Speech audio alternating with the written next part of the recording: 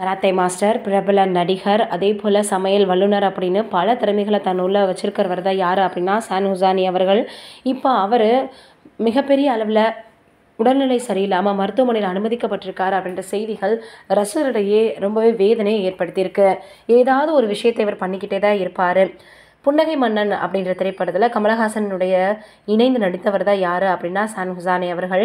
இப்போ அவர் தொடர்ந்து பார்த்திங்கன்னா தனுஷ் அவர்களுடைய படம், அதே போல் ரஜினி அவர்களுடைய படம் அப்படின்னு நிறைய திரைப்படங்களில் தொடர்ந்து நடிச்சிருந்தார். இவரை ரொம்பவே தெளிவாக தெரியணும் அப்படின்னா பத்ரி திரைப்படத்தில் நடிகர் விஜய் அவர்கள் கூட ஒரு ட்ரைனிங் கொடுக்கக்கூடிய மாஸ்டராக இவர் நடிச்சிருப்பார்.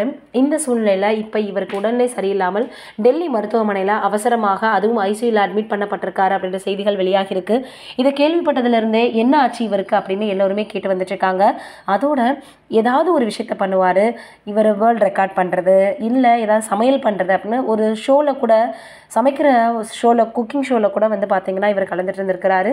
இந்த சூழ்நிலையில் இப்போ அவருக்கு உடல்நிலை சரியில்லாமல் இவர் மருத்துவமனையில் அனுமதிக்கப்பட்டிருக்காரு அப்படின்ற செய்திகள் ரொம்பவே சமூக வலைதளங்களில் வெளியாகி ரசிகர்களுடைய ரொம்பவே வேதனையை ஏற்படுத்தியிருக்கு. இதனால் எல்லோரும் என்ன சொல்லி வந்துட்டுருக்காங்க அப்படின்னா சீக்கிரமே அவருடைய உடல்நிலை சரியாகணும் அப்படின்னு கேட்டு வந்துட்டுருக்காங்க. இன்னும் அதிகாரப்பூர்வமான தகவல் எதுவுமே வெளியாகலை. அதனால் இவருக்கு என்ன ஆச்சு அப்படின்றதான் எல்லோருடைய பேச்சாகவும் இருந்து வந்துட்டுருக்கு. நம்மளுடைய சார்பாகவும் இவருடைய உடல்நிலை சீக்கிரமே சரியாகணும் அப்படின்னு அவருக்கு ஆறுதலை தெரிவிச்சுக்கலாம். இது ஒரு பக்கம் இருக்க, நடிகர் தனுஷ் அவர்கள் இப்போ படங்களை இயக்க ஆரம்பிச்சிட்டாரு. அவருடைய இட்லி கடை திரைப்படம் ஏப்ரலில் வரப்போகுது அப்படின்னு சொல்லியிருந்தாங்க. ஆனால் இப்போ அது கொஞ்சம் தள்ளி போகுதுன்னு சொல்கிறாங்க. இதற்கு எல்லாரும் என்ன பேச ஆரம்பிச்சிட்டாங்கன்னா குட் பேட் அக்லி வரப்போகுது, அதனால தான் இந்த மாதிரி ஒரு முடிவை எடுத்திருக்கிறாரு தனுஷ் அவர்கள்னு. ஆனால் படக்குழுவினர் என்ன சொல்லியிருக்காங்கன்னா இன்னும் கொஞ்சம் ஷூட்டிங் பேலன்ஸ் இருக்குது அப்படின்னு சொல்லியிருக்காங்களாம். இப்போது குட் பேட் அக்லியினுடைய டீசரே மிகப்பெரிய அளவில் வரவேற்பை பெற்று வந்துட்டு இருக்கக்கூடிய நிலையில் இந்த மாதிரி நம்ம இப்போ வெளியிட்டோன்னா படம் அவ்வளவாக ஓடாதோ அப்படின்னு நினச்சிட்டாரோ தனுஷ்னு எல்லோரும் சொல்ல ஆரம்பிச்சிட்டாங்க. என்னடா இது இப்படி பேசுகிறாங்களே எல்லோரும் அப்படின்னு ரொம்பவே பார்த்திங்கன்னா ஷாக்காக தான் இருக்குது.